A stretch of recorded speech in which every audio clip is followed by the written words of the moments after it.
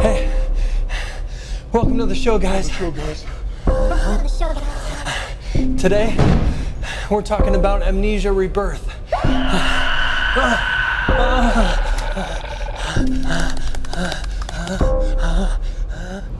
It's the third Amnesia game in the franchise, and the second developed by Frictional Games, creators Frictional Games. And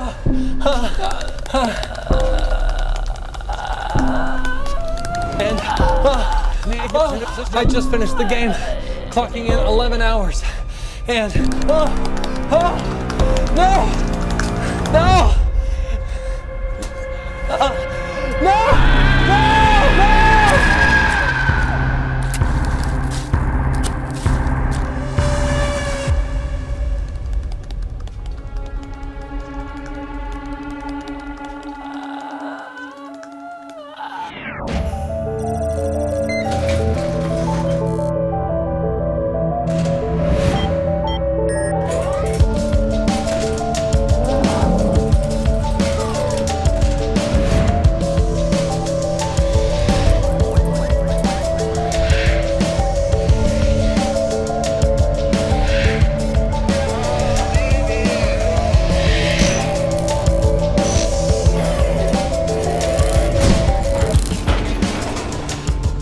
Yo, thanks for joining me.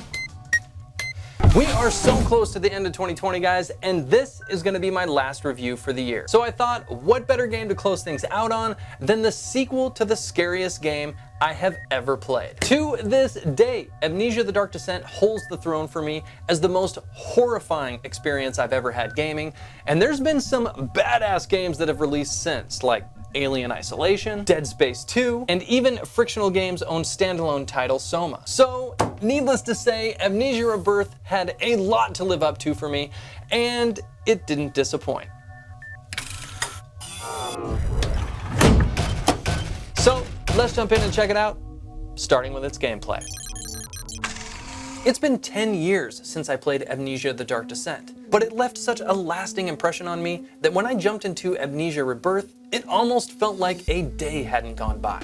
Amnesia Rebirth brings with it a few mechanics that the franchise is known for and play a major role in its gameplay. Most notably, its Sanity System, where being in the dark, seeing horrific images, or getting engaged by a monster will lower your sanity, the results of which are a bunch of nasty side effects, such as visual distortion, flashing images of gore and mutilation, the overwhelming sound of your pounding heartbeat, momentary blackouts, shaky hands, erratic breathing, and more. It's not a pretty experience, and the lower your sanity gets, the more attractive you become to monsters. To counter all that, you need to get into the light to gain back your sanity. It can be from light sources already in the game placed scarcely in its levels, or from light you create by using matches to light candles or torches, or worst case, using the matches themselves. You do also get a lantern that's for sure the best option, but oil is also really scarce, so it's best to save it for when you only really need it. Overall, the Sanity System is awesome. It's still as tension building as it was 10 years ago, and makes risking doing things in the dark as much as possible really rewarding and frightening. It's also still a major differentiator from all other horror games, so you're just not going to experience anything like it anywhere else. I do, however, wish they would have scaled back how many books of matches you can find in the game. It's imperative you have them, but they're just way too easy to find. It never ruined the experience and definitely had me exploring everywhere, which was cool, but it was a bit of an immersion breaker at times. They even put a cap on how many matches you could carry, so I'd often have to leave some behind and make mental notes where I left them in case I needed to go back for a refill. Now, don't get me wrong, you can run out of matches in an area and get left in the dark, which makes things way harder and way scarier. I just wish that that would have happened a little sooner and a little more often. That brings me to the next biggest element of the game and the question we all want answered: how scary is it? And the simple answer is really scary. Not just in the surface level traditional sense though that you might expect. They approached fear differently in this Amnesia that I want to cover in detail because I honestly think it'll have some feeling like there wasn't enough scary moments in the game otherwise, especially if one goes into it expecting the exact same experience as The Dark Descent. So I'll say it again, it's definitely scary, but it's scary in a combination of old and new ways. It has jump scares, frightening chase scenes, moments of panic where you're rushing to and from hiding spots. There's gruesome, horrifying scenes, and some terrifying monster encounters. Those moments are there, and are not only incredible, they're also really thought out and placed well throughout the game.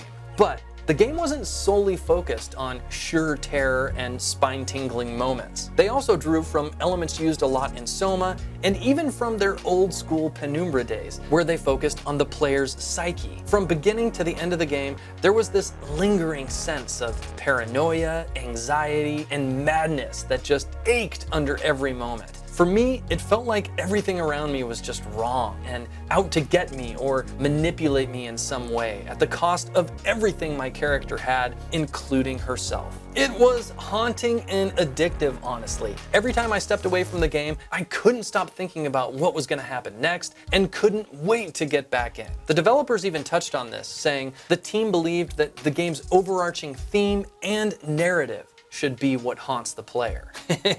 I felt that shit for sure, so mission accomplished. It definitely made the experience a bit slower, but it felt like a more mature direction to take the game in, honestly. And it gave me a more genuine experience while playing. It also fit the story perfectly, which is a good segue because the gameplay and story are married super tight in Amnesia Rebirth. Everywhere you go and everything you do is significant to the plot, and there's a great mix of things you'll be doing. Firstly, the levels you'll be traversing through are super dope. There's cave systems, ancient temples, desert fortresses, and some ultra sci-fi inspired science labs and torture chambers. There's a lot more I could go into there, but I don't want to spoil anything, so just trust me. You'll get your sci-fi horror fix without a doubt on this one. The levels are very linear with small pockets where they open up for you to explore. You'll find journal entries to read that expand on the story and encounter puzzles that you'll need to solve to progress. And these were all pretty fun.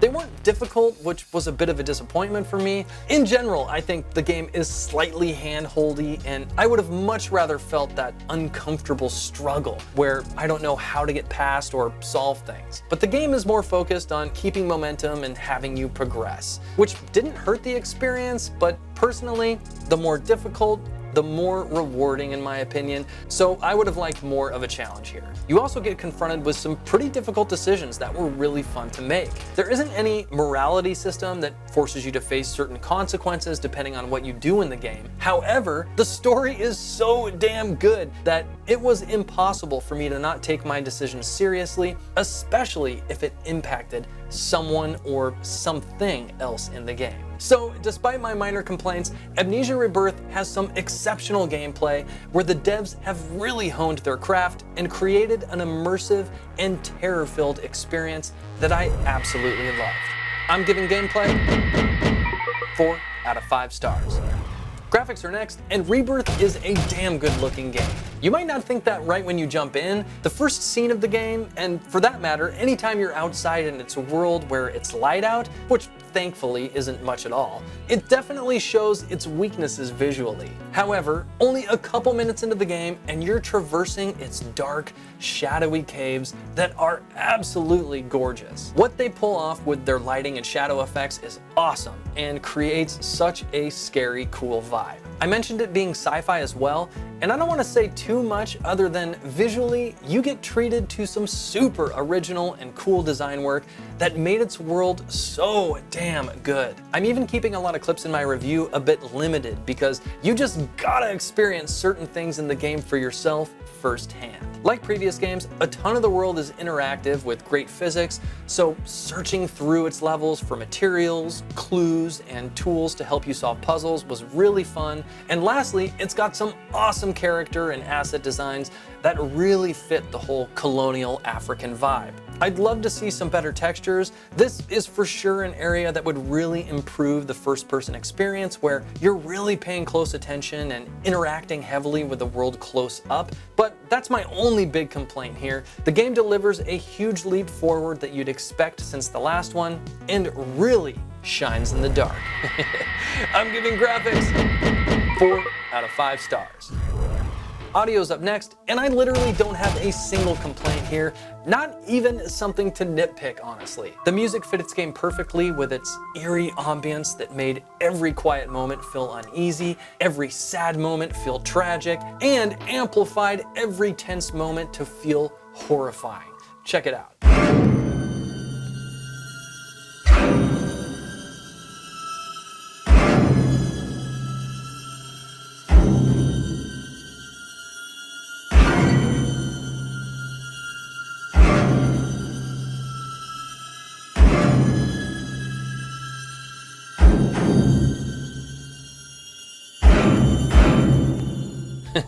Music was just so damn good. Sound effects were fire as well. Hearing your heartbeat when the lights went out, lighting matches to see in the dark, and then hearing the scratching or movement of monsters in another room or from behind you was just awesome. They did so good here. Lastly, the voice acting was incredible, especially the main character you play. They were all good, but Tossi's character evoked some really authentic emotion that really brought everything you go through in the game to life. The writing was already great, but the phenomenal acting made it a true experience. I'm giving audio 5 out of 5 stars. Story's up next, and wow, I wasn't expecting this to be so damn good, honestly. It had been a long ass time since I played an Amnesia game, so I brushed up on my lore a little without spoiling anything before I jumped into Rebirth. But holy shit, guys, I remembered the story being slightly sci-fi and how it dabbled with the game's protagonist being from a different dimension and really played with the ancient Mithraism theology to build its story, but Rebirth took all that to a whole new level. It's full-on sci-fi mode in maximum effect, and it was incredible. The game starts out with an expedition crew flying over northern Africa en route to a dig site in Algeria when the plane ends up going down and crash landing. You wake up as Tossi, one of the crew's archaeologists. However, everyone else on the plane is missing and you're suffering from amnesia and some sort of illness. So you follow a trail of luggage and wreckage to a nearby cave where you start to find clues as to what the hell happened. I'm gonna leave it at that, guys, but I will say that Rebirth is extremely heavy on story. Not only does it build heavily on the existing lore, but it also weaves its story intricately into the gameplay experience that brought so much of its world to life. The premise is suspense-filled and disturbing, the characters are awesome with great writing, and it executes perfectly. I'm giving story 5 out of 5 stars. Last up are settings, and let's start where we normally do and hit the key rebinds, which were all good. There's a few extra mechanics in the game like leaning, toggling your lantern, lighting matches, and using your armlet. And the defaults were definitely weird to me, so I changed quite a bit here. Fortunately, WASD, ESDF, and mouse and numpad were all rebindable with no issue, so all was good. Video and graphic options are next. You'll find video located under display, and this was okay. It's got resolution scaling for super sampling, FOV and display modes, which were fine. However, for some reason, they have the game locked at 60 FPS. I'm not sure what's up with that. I mean, it's not bad, but just why? I mean, let me have my extra frames if they're there, so that was weird. Graphic options, on the other hand, were perfect. You get a solid list of options to tweak if you need to, and down at the bottom is the depth of field setting that I really want to point out here, guys, because it is important to turn this shit off. Here's an example of what it looks like off, and here's an example of what it looks like on. I don't know what's up with this. I mean, just look at how bad it is with it on compared to it off. So turn that shit off so you can enjoy the good graphics in the game. Moving on to audio, which wasn't great. They only have a master volume dial, and I didn't ding them too bad. This is typical in horror games, which I understand. They want to have control over what the player experiences to a large degree. However, scaled options would be nice in my opinion, where you could tweak things a little without impacting what they want you to experience overall. Lastly, let's hit the gameplay options, which were limited. For one, because subtitles were located under audio, and there's unfortunately no colorblind modes. So a couple issues and weird setting decisions here, but overall it was great. I'm giving settings 4 out of 5 stars. It is final score time. And although Rebirth wasn't the scariest or the most innovative game in the franchise, it was without a doubt a badass sequel that's by far the most mature and well-rounded gaming experience of any Amnesia title. I'm giving it 4 out of 5 stars. Its unique approach to creating a horrifying experience just felt more authentic in this one. There were less jump scares, chase scenes, and moments of panic, but that space got filled up with that underlying achy fear that I mentioned, that I felt deeply the entire game and totally complemented its twisted and amazing story. It may disappoint those who just want to feel that rush and panic that the original had in it so often, but this was different, and I liked that. I would, however, like to see a little bit more innovation and overall difficulty in the next one.